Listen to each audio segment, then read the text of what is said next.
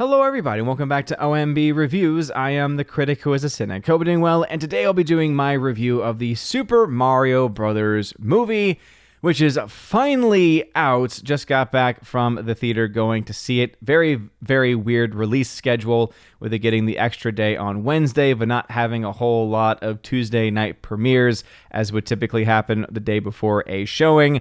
And I've got some thoughts about the film, and I'm just going to be open and front about it. I think that my thoughts in general, if I had to compare it to anything else, would be very similar to the thoughts on the Sonic movies that have come out, that I, in general, can appreciate some of the references in it, but ultimately, unless you are a mega fan or a child, I don't really think there is a lot to be had from this movie. That's just my own thoughts on it, and I'll dive further into what I mean by that in just a second. Before we go any further, though, please make sure you smash that like button, love that fire button if you're watching over on Odyssey, and smash the rumble button as well. Also, make sure that you're subscribed to the channel with the bell notification. That way, you know every video or live stream goes live on the channel. So, Super Mario Bros. Movie finally has come out. Last time we had a Mario's movie was back in the 1990s with the atrocious Super Mario Brothers film from back in the day. And I'm going to be perfectly honest here, and this is going to be a very hot take. I think I would rather watch that abomination than to ever watch the Super Mario Brothers movie ever again. It's not to say that this movie is as bad or even worse than that one. It's just that I did not really find this movie to be that entertaining. There are various jokes strewn throughout the entirety of the movie, but I feel like the vast majority of those jokes are more so just references, right? Which are really not jokes at all. It's like, hey, we're making this reference to this game. We're making this reference to this iteration of the Mario character from this iteration of the Mario universe, and I just ultimately did not really find that of it to be entertaining. I'm a very casual, Mario fan. I'm a very casual Nintendo fan. I've been playing Nintendo for a very long time. Literally just actually picked up this bad boy. It's the Retro Pocket 2 Plus, and finally was able to figure out the emulation and just started playing my Pokemon Red and Pokemon Yellow on it. And I think that that's also something too that is a good way of explaining, I think, the general feel of this movie. And again, very similar to the Sonic.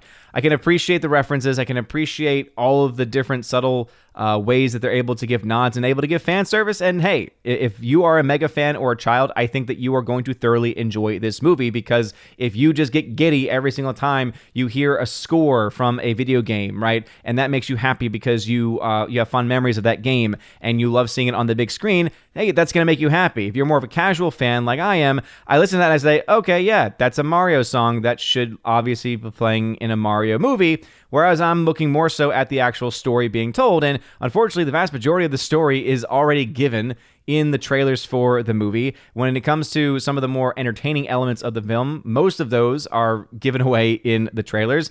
And then the ones that are left over, really the one that actually had me chuckling quite a bit, is this sad little star character, which I'm assuming must have been in Mario Sunshine. It's one of the games that I never played. So again, as I said, I'm a casual fan of the games. I've not played all of them, but I remember playing, the Game Boy versions of Super Mario Brothers. I remember playing again, different variations of the game on those very early systems, very similar to my knowledge of the Sonic franchise as well.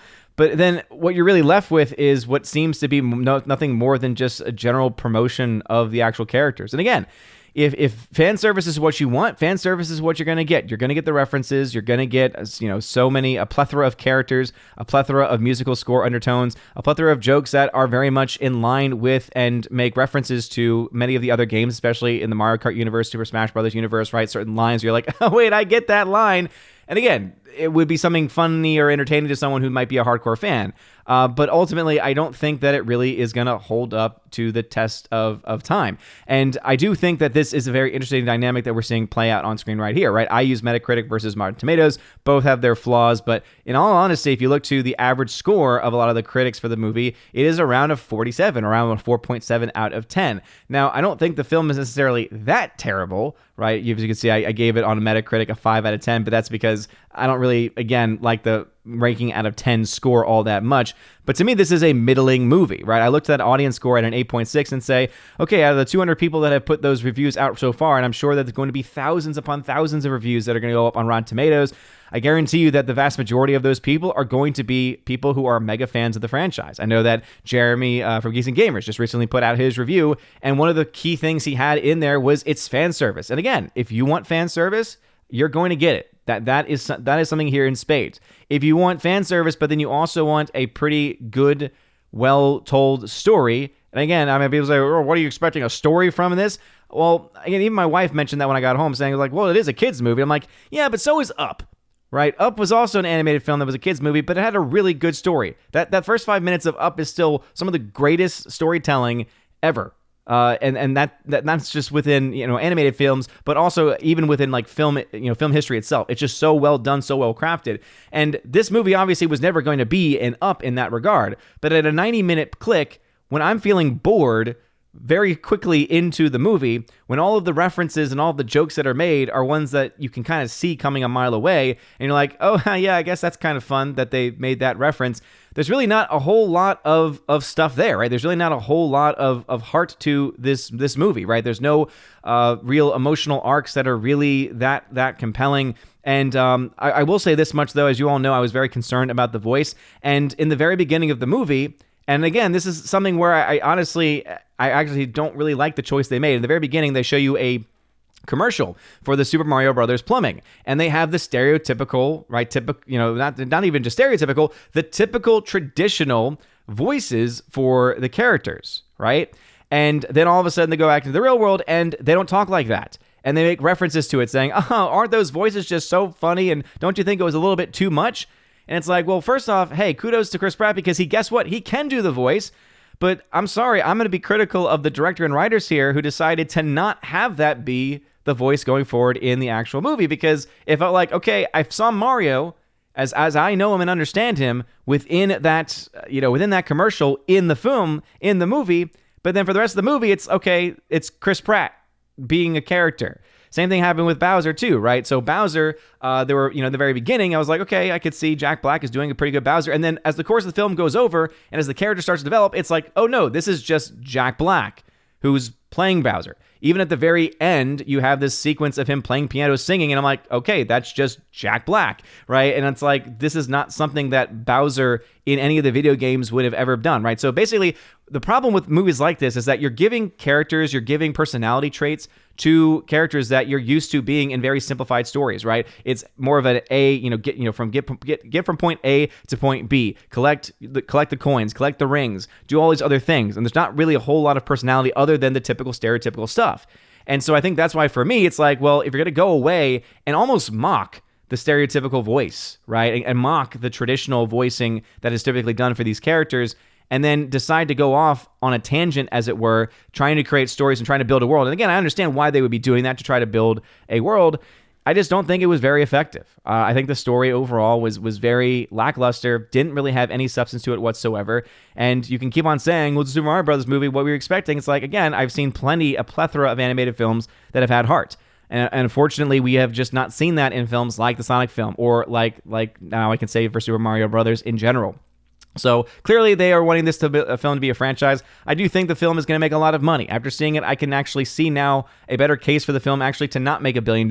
Again, I still think it won't get there. Does it have a chance to? Sure, right? If the might of the Nintendo fan base, and especially of the Mario Nintendo fan base, is strong enough to where all of them show up, right? Every person that's ever bought a Nintendo game before and every person that's ever bought a Mario game goes to see this movie, guess what? That's going to result in a lot of money, could be at $1 billion.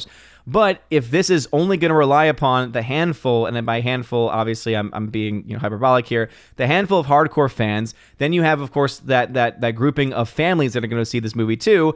But then you're not really getting in some of that key demographic normie audience. And again, we can talk about being critical of normies too.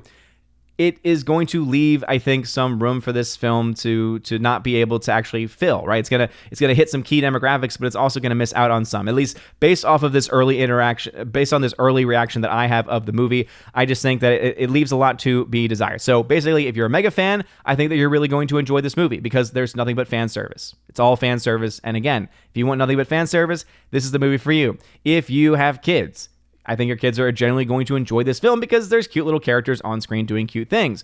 if you're just a regular person who has maybe some basic knowledge or no knowledge whatsoever of the franchise, and you're going in expecting to have a really good and a really good entertaining film that can appeal to people across the spectrum, right, from hardcore fans to people who have some knowledge and are kind of generic fans to people who have no idea what it is whatsoever, I think that in that in-between area, I think you're going to end up finding a wide variety of opinions. I'm not saying that everyone in my position is going to hate the movie by any means, but I am saying that I do think that is where you're going to start to see, right, what we're seeing here right now with critics, because the thing with critics is that the vast majority of them, I can guarantee you, are not video game people, have not played a lot of video games. And so it makes sense as to why they would feel completely disconnected from this movie and be critical of it. Because again, if you're looking at the objective story elements, it's not very well put together, not very well done. And at 90 minutes, it still feels like it's a very long film. And as I said, I got bored by it very, very quickly. And though the voice acting for the most part is pretty good, it doesn't take very long for Charlie Day to be Luigi,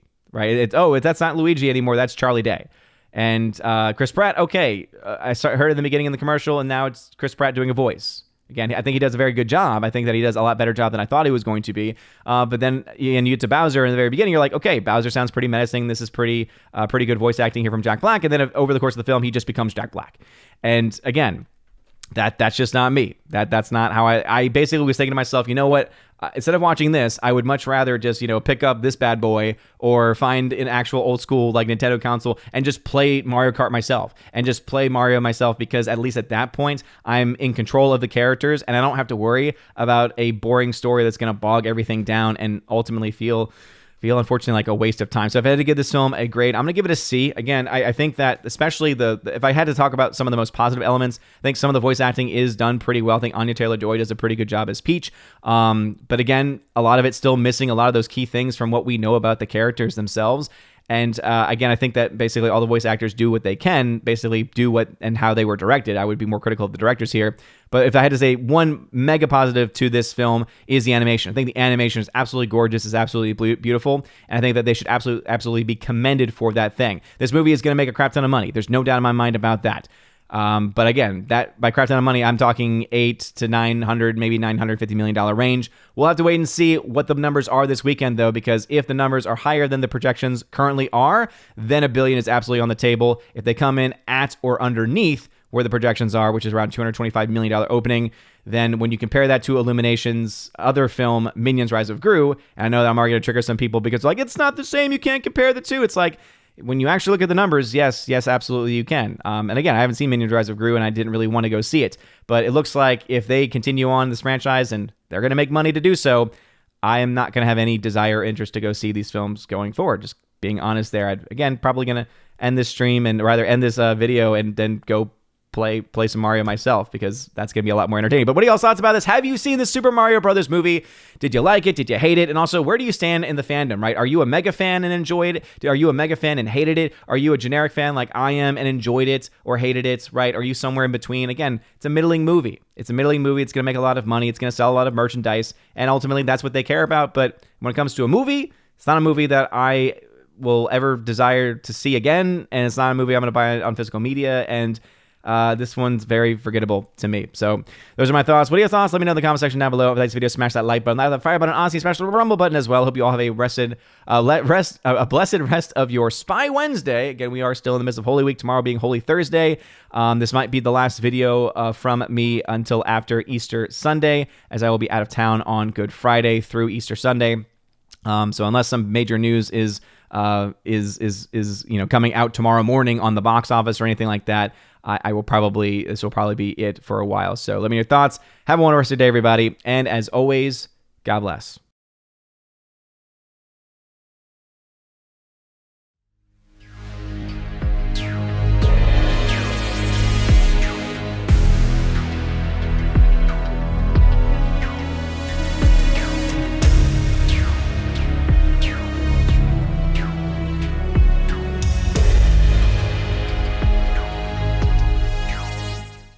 And now for a huge special shout out to all of my Patreon Subscribe Star and Locals members who are at the Keeper of the Bifrost level and above. Starting off with Patreon with Father Luca Illick, Garrett Searles, Joe Horn, Jonathan Carney, Orange Hat Reviews, who you can check out over at his YouTube channel by the same name, Laura, the Modern Major General Story, Rosetta Allen, who you can check out at her YouTube channel at Eagle Writer, and Miss Modern Muses, who you can check out at her YouTube channel by the same name as well. To my Subscribe Star people, we got Matt317, check him out on his Twitch channel by the same name, Fast Reaction, The R, Mr. Roy, J-Rod the Beer Guru, and the K-Man, and you can check out the K-Man over at xtheboundaries.co. And lastly, to my Locals members, Miss Minnesota Hockey Fan, How About a Hockey Player, J.H. Schwalbach, Brett D90, and the amazing lawyer, Robert Barnes. If you want your name shouted out at the end of every video and live stream, check out the top link in the video description below to join the Keeper of the Bifrost level. You also get access to other things like a podcast that I do every month with John the Flick Pick Flickinger, and also I do giveaways for my Keeper of the Bifrost level people and above, and also my Chosen of Valhalla monthly stream. If any of that stuff sounds interesting, especially those giveaways, which I do give away 4K steelbooks, all kinds of stuff all month long,